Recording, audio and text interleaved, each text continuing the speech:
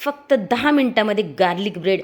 अगदी सोपी पद्धत आहे. मी या पद्धतीने नेहमी अगदी झटकन मुलांनी मागितल्यावर ना, तर 10 मिनटामध्ये तुम्ही हे गार्लिक ब्रेड बनवून देऊ शकता.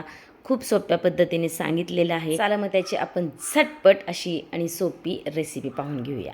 त्यासाठी काय केले, मी इथं तडका पॅन घेतलेला आहे आणि त्याच्यात अगदी थोडंसं तेल टाकलेलं आहे आणि इथं मी जवळजवळ 20-25 पाकळ्या लसूण बारीक चिरून घेतलेला आहे. तुम्ही इथं अख्खासुद्धा घेऊ शकता. नंतर तो स्मॅश करायला थोडासा वेळ जाईल म्हणूनसाठी मी बारीक तुकडे करून घेत असते आणि इथं त्याला असे लाल करून घ्यायचे आहेत. ॲक्च्युली बटरमध्ये लसूण टाकत असतात, पण बटर जळेल म्हणून मी थोडंसं तेल टाकून त्याच्यात अगोदर हा लसूण असा लाल करून घेते.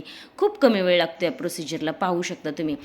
आता त्याच्यामध्ये मी बटर टाकलेलं आहे. आता जर तुम्हाला बटर मेल्ट तुमच्याकडे असेल, मेल्टेड म्हणजे बाहेर तुम्ही ठेवलेलं असेल बराच वेळ, तर ते सुद्धा यूज करू शकता. पण मी या पद्धतीने करते आणि हे बटर वितळलं की पुन्हा एक 2-3 मिनटं त्याला तसंच ठेवू देते, म्हणजे ते थोडंसं नॉर्मल होऊन जातं. आता बटर आपण पूर्ण वितळवून मी घेणार नाही आहे, थोडंसंच वितळवून घेणार आहे. ठीक आहे, पाहू शकता आता लसूणसुद्धा आपला छानपैकी लाल झालेला आहे. म्हणजे खूप काळा वगैरे करायचा नाही आहे, असा गोल्डन त्याला कलर येईपर्यंत तुम्ही त्याला ठेवायचे आणि त्याच्यानंतर लगेच तुम्ही गॅस बंद करून टाकायचा आहे. पाहू शकता तुम्ही आपला लसूण एकदम मस्त झालेला आहे, त्याचा छान वास सुटलेला आहे. आता गॅस बंद केला आहे मी आणि त्याच्यामध्ये हे ऑरेगॅनो टाकलेले 1 चमचा आणि चिली फ्लेक्स टाकलेला आहे. तुम्ही मिक्स हर्बसुद्धा टाकू शकता, काहीच हरकत नाही आहे. आता हे सगळे मिश्रण मिक्स करून घ्या. वेळ असेल तुमच्याकडे तर त्याला पूर्ण असं अजून थिक करून घ्या. नसेल वेळ ना तर लगेच आहे ना, हे असं मी 4 ब्रेड स्लाईस घेतलेले आहेत, त्याच्यावर व्यवस्थित इव्हनली पसरवून घ्या. त्याच्या आधी मी त्याच्यात थोडीशी कोथिंबीर टाकून घेतलेली आहे.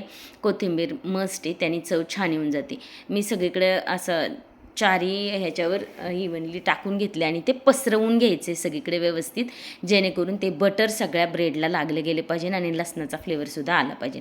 आता मी याच्यावर चीज स्लाईस होते माझ्याकडे म्हणून ते ठेवलेत, नाही तर तुम्ही चीज किसूनसुद्धा टाकू शकता, काहीच हरकत नाही आहे. जे घरात चीज अवेलेबल असेल ना ते टाकून द्या, काहीच फरक पडत नाही एवढा. तर त्याच्यावर चिली फ्लेक्स आणि ओरेगानो पुन्हा त्याच्यावर थोडंसं मी स्प्रिंकल केलेले आहे. मीठ काही इथे यूज करू नका, कारण सगळे चीज किंवा बटर आहे नाही हे थोडेसे खारटच असतात, त्यामुळे काही गरज वाटत नाही. आता मी एअर फ्रायरमध्ये फक्त 5 मिनटासाठी लावणार आहे. तुमच्याकडे एअर फ्रायर नसेल ना तर एकदम मंद गॅसवर तव्यावर, नॉनस्टिक तव्यावर ठेवायचे आणि बारीक गॅस करून ठेवायचे. तिथंसुद्धा 5 मिनटात तुमचे गार्लिक ब्रेड बनवून रेडी होतात. पहा, इतके भन्नाट होतात ना. खरं एअर फ्रायरमध्ये बऱ्याच वस्तू, बऱ्याच गोष्टी आपल्याला छान आणि झटपट बनवता येतात. पहा, आपला एकदम क्रंची असा हा ब्रेड रेडी झालेला आहे. मी आता त्याचे स्लाईस करून देते मुलांना व्यवस्थित खाता यावे म्हणून.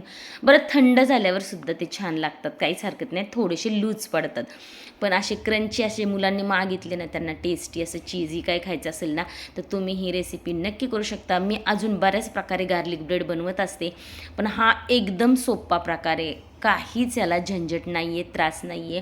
तेव्हा या पद्धतीने तुम्ही गार्लिक ब्रेड बनवून मुलांना बाहेरचं आणून देण्याऐवजी तुम्ही घरी अशा पद्धतीने करू शकता. मी हीच पद्धत चपातीवर सुद्धा बनवून पाहिलेली आहे. आता ब्रेड नसेल ना तर मुलांना सरळ चपातीचे ट्रायंगल बनवून द्या आणि त्याच्यावर जी ही प्रोसिजर केली ना ती करून पहा, मुलांना नक्की आवडेल. त्यांना टिफिनला सुद्धा देऊ शकता तुम्ही हे म्हणजे छोटा ब्रेक असतो ना त्याच्यामध्ये मुलं ती खातील. कशी वाटली रेसिपी? आवडली तर लाईक, शेअर, सबस्क्राईब नक्की करा.